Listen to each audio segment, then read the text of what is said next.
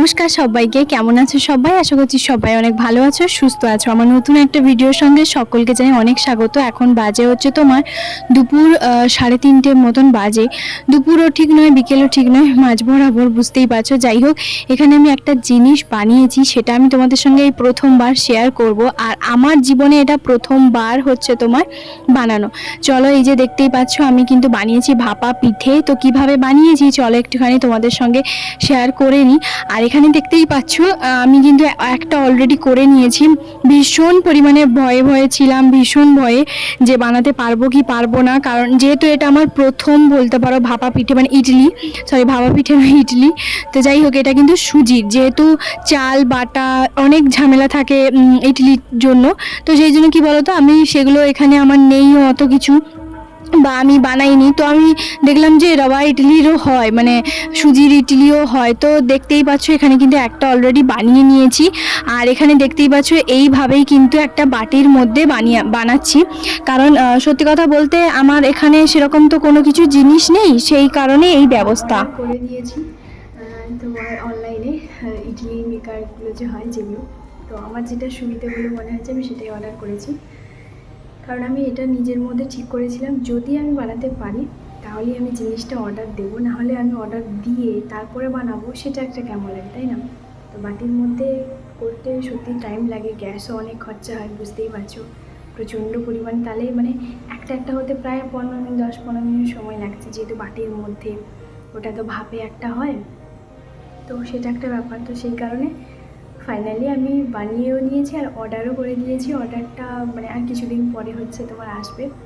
যখন আসবে তখন তো তোমাদের সঙ্গে অবশ্যই শেয়ার করবো। তবে সত্যি কথা বলতে অনেকে হয়তো এটা ভাবো এটা এমন কী এমন, আমি বারবার বলছি। তো যখন কোনো কিছু জিনিস, যে কোনো জিনিস তুমি যখন কাজটা করছো বা করার পরে যে সাকসেসটা পাচ্ছ না, তার যে আনন্দটা সত্যি যে করে সেই বোঝে, বা যার সঙ্গে হয় সেই বোঝে যে কতটা পরিমাণে আনন্দ হয়। আমি প্রায় মোটামুটি টুকটাক যে বাড়ির জিনিসগুলো, মানে এটা সেটা যেগুলো বানাই সেগুলো প্রায় মোটামুটি জানি।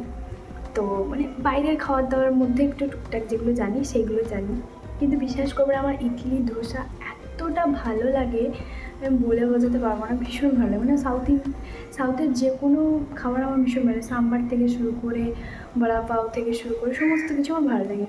বড়া পাওটা আমি বানিয়েছি, বহুবার বানিয়েছি যখন দিল্লিতে থাকতাম। তবে ধোসাটা এবার ট্রাই করব, তবে এখন নয়, ধোসাটা পরে ট্রাই করব। মানে আমার অনেক ভাবনা আছে সত্যি যে হ্যাঁ আমি এই রান্নাগুলো করব। চলো, বানানোর আরও একটা আগ্রহ বেড়েছে। তার কারণ হচ্ছে কি বলতো, কালকে হচ্ছে তোমার দইটা না একটুখানি বসে গেছিলো। তো গরম তো এখন প্রচুর পড়েছে, তো সেই জন্য কি বলতো দইটা বসে গেছিলো। তো আমি ভাবলাম দই দিয়ে কি বানাবো, আর দইয়ের সেরকম কোনো কিছু মানে বানালে তোমাদের দাদাভাই খাবে কি খাবে না সেই ভয়ে ভয়ে। তো যাই হোক, আজকে দুপুরবেলাই হচ্ছে আমি বলছিলাম যে তুমি কি ইডলি পছন্দ করো? তখন বলছে হ্যাঁ ইডলি তো বেশ ভালোই লাগে, সকালে জলখাবারই হোক বা মাঝে মধ্যে রাতে হোক আমরা তো খেয়েই ফেলবো।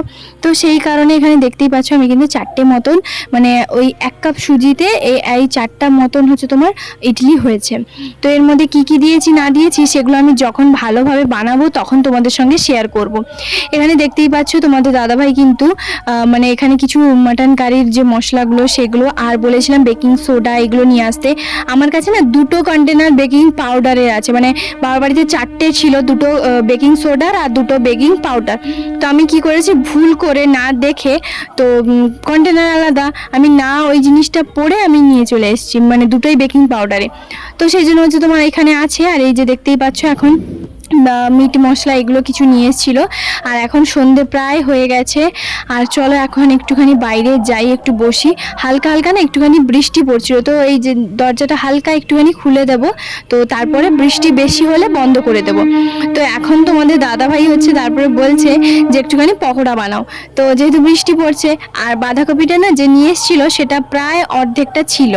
তো আমি ভাবলাম কি যে অর্ধেকটা নষ্ট হয়ে যাবে, ফেলে দেবো। তো তার মধ্যে কি করেছি বলো তো, একটু পেঁয়াজ কুচি আর বাঁধাকপিটা ভালো করে কুচিয়ে নিয়েছি, তার মধ্যে কাঁচা লঙ্কা, নুন, হলুদ, লঙ্কার গুঁড়ো আর হচ্ছে তোমার বেসন, এইগুলো দিয়ে ভালো করে এখন মানে কি বলে পকোড়া বানাবো। আর এখানে দেখতেই পাচ্ছ বেশ বৃষ্টি হচ্ছে। আর তোমাদের দাদাভাইকে আমি একটা শর্তে বলছি, তোমার জন্য হচ্ছে তোমার মানে বাঁধাকপির পকোড়াটা বানাবো, কিন্তু যদি তুমি চা বা কফি কিছু খাও। তো বলছে ঠিক আছে, বৃষ্টি পড়ছে, ঠান্ডা ওয়েদারে চলো 1 কাপ খাবো না হলে। তো যাই হোক, সেই কারণে বানাচ্ছি। আর সত্যি কথা বলতে কি বলো তো, বানানো মানে বেশ বানাতেও বেশ ভালোই লাগে। আর বাঁধাকপির পকোড়া দেখবে একটু মচমচে হয়, মানে দারুণ লাগে। বাঁধাকপির পকোড়া বলো বা আলুর পকোড়া বলো, যাই বলো না কেন, বেশ মচমচে। আর তোমাদের দাদাভাই না এই মচমচে পকোড়াগুলো খেতে ভীষণ পছন্দ করে, মানে বেশি ভালোবাসে। তো যাই হোক, সাইডে এখানে দেখতেই পাচ্ছ বসে পড়েছে। আর এখানে যখনই আমি পকোড়া কোনো কিছু বানাই, মানে গরম গরম দেখবে পকোড়াগুলো খেতে একটু বেশি ভালো লাগে, পকোড়া বলো বড়া বলো। তো এখন তো বাড়িতেই আছে, তো ওই জন্য কি বলো তো বসে পড়েছে এখানে। আর আমি রান্না করছি, আমাকে বলছে একটা করে দাও, একটা করে দাও, এরকমই করছি। কি বলে আমি জাপানি পকোড়া ভাজি এখানে বসে থাকি। চায়ের সঙ্গে বা কফির সঙ্গে পকোড়া দেখবে বেশ দারুণ লাগে, তবে সে ততক্ষণ পর্যন্ত আর সামলানো যাবে না তোমাদের দাদাভাইকে, কারণ ওই যে গরম গরম জিনিসটাই খেতে বেশি পছন্দ করে। আর একবার হচ্ছে আমাকে বলছে একটা শেষ হয়ে যাচ্ছে, আমাকে আবার একটা দাও, এরকমটাই করছে, এই যে দেখতেই পাচ্ছ। তো আমি বললাম তুমি তার আগে পর্যন্ত সব কিছুই শেষ করে দাও, বলছে গরম গরমটাই বেশি ভালো লাগে। আর সত্যি কথা বলতে গেলেন তো সত্যি বেশ ভালোই লাগে যে হ্যাঁ আমি পকোড়াটা বানাই, ও খায়, বেশ পছন্দ করে।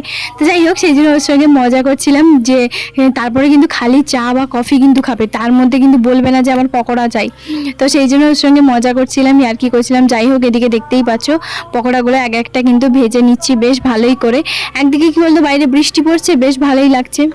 তারপর হচ্ছে তোমাদের দাদাভাই বলেছে আমি কিন্তু কফি খাবো। তো বিশ্বাস করবে না, আমার কফিটা মানে কি বলতো অতটাও পছন্দ নয়। চা 1 কাপ হচ্ছে খাওয়ার যে মজাটা, সেটা কিন্তু কফির মধ্যে আসে না। যারা চা লাভার আছো তারা অবশ্যই জানবে, মানে অনেকেই দেখেছি যে কফি প্রচুর পছন্দ করে, ভীষণ পছন্দ করে। তো যাই হোক, আমি কিন্তু কফিটা পছন্দ করি না যে তা নয়, তবে অতটাও নয়, মানে খুব অল্প। তো যাই হোক, এখানে আমি কিন্তু বানাবো নিজের জন্য, ভাবছি চা। তারপর হচ্ছে তোমাদের দাদাভাই বলছে না, দুজন হচ্ছে মিলে হচ্ছে কফি খাবো, তাহলেই খাবো, না হলে কিন্তু আমি খাবো না। এমনিতে তো এতদিন পরে হচ্ছে তোমার কফি খাবে বলেছে, তো এটাই আমার কাছে অনেক, কারণ ও সত্যি কথা বলতে ও এইসব কোনো কিছুই খায় না। তো যেহেতু বৃষ্টি পড়ছিল, ঠান্ডা ওয়েদার, তার মধ্যেই হচ্ছে বললো। আর এই যে কফিটা, এটা আমাকে একজন দিদিভাই দিয়েছে, তো সেটা আমি তোমাদের সঙ্গে বলতে পারবো না, আমার দিদি নয়, আর একজন দিদি ভাই আমাকে দিয়েছে এই কফির প্যাকেটটা। তো যাই হোক, সেই কারণে এখানে দেখতে পাচ্ছ একটুখানি ওই হুইস্কার দিয়ে একটু ফেনা ফেনা করে দিয়েছি, বেশ ভালোই লাগে। বাইরে হচ্ছে তোমার বৃষ্টি পড়ছে, এখন বাজে 5:50, 6টা বাজতে চললো। আমরা এখন দুজন বসে কফি খাচ্ছি, আর অনেক দিন পর, তাই না? এখানে দেখতেই পাচ্ছ তোমাদের দাদাভাইকে ডাকছি, যে মানে ও দেখেই বলছে তুমি এতটা পরিমাণে একটা নেশাখোর মানুষ বলতে পারো, যে এক্ষুনি কফি 1 কাপ খেলে সেটা মন ভরলো না, আবার চা নিয়ে এসছো। বিশ্বাস করবে না, কফিটা খেয়ে না মানে একটা মানে ভালো লাগলো না। তো তার জন্য হচ্ছে আমি এই যে দেখতেই পাচ্ছ এখানে কিন্তু আমার নিজের জন্য আবারও হচ্ছে কফি বানিয়ে নিয়েছি। তার মধ্যে ওর খাবার মানে হয়নি, ও একটু আস্তে আস্তে খায়। তো যাই হোক, খাওয়া দাওয়া করার পরে সকালবেলা আজকে কি বলতো, দুধটা না একটুখানি কেটে গেছিলো, তো ছানা বেশ অনেকটাই হয়ে গেছিলো, মানে এই পরিমাণ আছে। আর ছানার জলটা ওটা তো ফেলেই দিয়েছি। তো যাই হোক, ছানার জলটা দিলে তোমাদের দাদাভাই আবার খাবে না, মানে ও একটু মানে একটু স্মেল আসে, তো সেই কারণে কি বলতো খাবে না। তো তারপরে আমি ভাবলাম যে চলো একটুখানি ছানা আর গাজর দিয়ে একটুখানি পরোটা বানাই, বেশ ভালোই লাগে। তবে লুচিটা বানাবো না, ভালো লাগছে না। তো সেই কারণে কিন্তু কি বলতো মানে পরোটাটা আমার মনে হয় বেশি ভালো লাগবে। তো যাই হোক, এর মধ্যে দিয়ে দিয়েছি দেখতেই পাচ্ছ কড়াইতে সামান্য 2 চামচ মতন তেল, আর তার মধ্যে দিয়েছি একটুখানি কালো জিরে। আর এখানে আছে তোমার একটুখানি চপারে মানে ভালো করে ওইগুলো গাজর, তারপরে পেঁয়াজ, কাঁচা লঙ্কা, এগুলো ভালো করে চপ করে নিয়েছি। এর মধ্যে কিন্তু টমেটোটা দেইনি, টমেটোটা মানে পছন্দ হলো না, তো সেই কারণে আমার ইচ্ছে হয়নি, আমি দেইনি। তোমরা চাইলে দিতেই পারো। আর এর মধ্যে যদি অন্য কিছু সবজি দিতেই চাও অবশ্যই দিতেই পারো, তো বেশি সেরকম সবজি না দিলেও চলবে। তো এখানে দেখতেই পাচ্ছ ছানাটাকে ভালো করে একটুখানি মাখিয়ে নেব, মানে একটু মিহি করে মিশিয়ে নেব। তারপরে হচ্ছে তোমার এই যে ছানাটা চাইলে এর মধ্যে কালো জিরে, তারপরে হচ্ছে তোমার মানে কোনো কিছু মশলা যদি তোমরা অ্যাড করতে চাও সেই মশলা দিতে পারো। আর এর ওপরে হচ্ছে আমি কড়াইতে দিয়ে দিলাম একটুখানি কি বলে ওটাকে ভুলেই গেছি, ম্যাগি মশলা। ঠিক ম্যাগি মশলা দেওয়ার পরে যে ছানাটা হচ্ছে আমি মানে একটু মাখিয়ে রেখেছিলাম সেই ছানাটা কিন্তু দিয়ে দিয়েছি কড়াইয়ের মধ্যে। এরপরে হালকা হালকা একটু শুকনো হয়ে যাবে, ঠিক সেরকম টাইমে আমি নামিয়ে দেবো। তো এটা হয়ে যাওয়ার পরে একটু ঠান্ডা করতে এক সাইডে বসিয়ে দিয়েছি, দেখতেই পাচ্ছ এক সাইডে প্লেট আছে। আর এর মধ্যে হচ্ছে তোমার এখন আমি করছি আটাটাকে একটু মাখিয়ে নিচ্ছি, একটু শক্ত করেই মাখাবে, খুব একটা বেশি পাতলা করে মাখাবে না। তো তার মধ্যে আমি হচ্ছে তোমার একটু আলু গাজর এইগুলো হচ্ছে তোমার মানে কাটবো, কারণ আলু গাজরের সবজি করব বাড়িতে। সেরকম সব দেখতেই পাচ্ছ সেরকম কিন্তু কোনো সবজি নেই। সবজি না থাকলেও দেখবে একটু অন্যরকমভাবেও কিন্তু টেস্টি বানানো যায় যদি বুদ্ধি থাকে। তো তাই আমি ভাবলাম চলো আজকে তো সেরকম কোনো সবজি নেই, আলু গাজরের এমনি তরকারি চেয়ে এরকম ছানাটাও যেহেতু আছে, প্রথমে ভাবছিলাম কি হলো সকালবেলা ছানার কোপ্তা কারি বানাবো, তারপরে ভাবলাম না যে ছানাটা আছে হবে না অতটা। তো তারপরে ভাবলাম যে চলো তাহলে রেখে দিয়ে একটু গরম করে নিই। তো এই জন্য হচ্ছে তোমার আজকে এখন ছানার পরোটা বানাবো, ছানা গাজর এরকমটাই মানে আমার ইচ্ছে হয়েছে আমি বানাচ্ছি। তো সেই কারণে তোমাদের দাদাভাই তো অলরেডি বলে দিয়েছে আজকে কিন্তু পরোটা হবে, আর ও বলেছিল যে এমনিতে রুটি খাবে বলে। তো যাই হোক এরপরে দেখতেই পাচ্ছ সুন্দর করে পুরটা কিন্তু এর মধ্যে মানে দিয়ে দিচ্ছি। আর প্রায় 6টা থেকে 7টার মতন পরোটা কিন্তু হয়েছে। আর সবার শেষে যে পরোটাটা হয়েছে সেটা কি বলতো অল্প একটুখানি মানে ব্যাটারটা ছিল, তো তার কারণে কি বলতো এখানে দেখতেই পাচ্ছ 7 পিস মতন হয়েছে। আর সবার শেষে অল্প একটুখানি সেটা লাস্টে হয়ে গেছে। আর এরপরে হচ্ছে তোমার ভালো করে পরোটাগুলো কিন্তু ভেজে নিচ্ছি। তোমরা চাইলে অবশ্যই যদি ঘি থাকে অবশ্যই কিন্তু ঘি দেবে, দেখবে পরোটা জাতীয় জিনিসে না একটুখানি ঘি দিলে তার টেস্টটা একটু আলাদাই হয়। আমার কাছে যেহেতু এখন ঘি নেই তো আমি সাদা তেলেই করছি, চাইলে সাদা তেলেই করতে পারো। আর এখানে দেখতেই পাচ্ছ প্রথমে কিন্তু মানে যে আটার যে গোলাটা তো সেই পুর ভরা এরকমভাবে ভালো করে প্রথমে একটু চেপে চেপে চারদিকে প্রেস করে নিবে, তাতে কি হয় পুরটা ভালোভাবে চারদিকে ভালোভাবে ছড়িয়ে যায়। আর এবারে আলতো হাতে ভালো করে কিন্তু বেলে নিতে হবে। তো যাই হোক এখানে কিন্তু আমার সব পরোটাগুলো একদম সুন্দরভাবে কিন্তু ভাজা হয়ে গেছে দেখতেই পাচ্ছ। আর এখানে কিন্তু একটা পরোটাও কিন্তু মানে পুর বেরিয়ে আসেনি। আর যেহেতু আলুর পরোটা বলো, বাঁধাকপির পরোটা বলো, ফুলকপির পরোটা বলো, মানে যে কোনো একটু পরোটা দেখবে পুর ভরা যে পরোটাগুলো হয় সেগুলো দেখবে একটুখানি মোটা রাখলেই বেশি ভালো লাগে, যেহেতু পাতলা খুব একটা করলে ভালো লাগে না, পুরটা তো বেরিয়ে আসার চান্স থাকে। আর এখানে না আমার রুটিগুলো এত গরম হয়ে গেছে, কারণ এই মাত্র হচ্ছে তোমার ভাজলাম তো সেই কারণে। আর রুটির মানে লুচি পরোটা এগুলো একটু গরম গরমই বেশি ভালো লাগে। তো যাই হোক এখানে দেখতেই পাচ্ছ আমার মানে প্রথমে সবজি আলুর তরকারিটা করে নিয়েছি। আর এই যে সবজি আলুর তরকারিটা যে করেছি এই কড়াইটা বাকি আছে আর একটা বাটি বাকি মানে ধুতে বাকি আছে। আর এই যে দেখতেই পাচ্ছ খুব অল্প করে হচ্ছে তোমার আলু আর গাজরের সবজিটা বানিয়ে নিয়েছি। আর ওই যে বললাম প্রথমেই আমার কাছে সেরকম আজকে বাড়িতে কিন্তু সবজি ছিল না সেই কারণে। আর আজকে কিন্তু শুক্রবার। তো যাই হোক হাতটা ভালো করে ধুয়ে নিয়েছি। রান্নাঘরটা কিন্তু সবজি বানানোর পরে আমি কিন্তু মানে আরও ভালো করে একটু পরিষ্কার করে নিয়েছিলাম, তারপরে কিন্তু ভালো করে পরিষ্কার করার পরে আমি পরোটা বানিয়েছিলাম। আমার দেখে তো সমস্ত কিছু কমপ্লিট হয়ে গেছে। তারপরে হচ্ছে তোমাদের দাদাভাই বলেছি 9:30টার দিকে খাওয়া দাওয়া করবে। তো 9:30টার সময় খাওয়া দাওয়া করে তারপরে বাকি যে গ্যাস মোছা আর হচ্ছে তোমার টুকটাক যে একটুখানি ক্লিন করা তো সেগুলো করে তারপরে ঘুমিয়ে যাবো। তো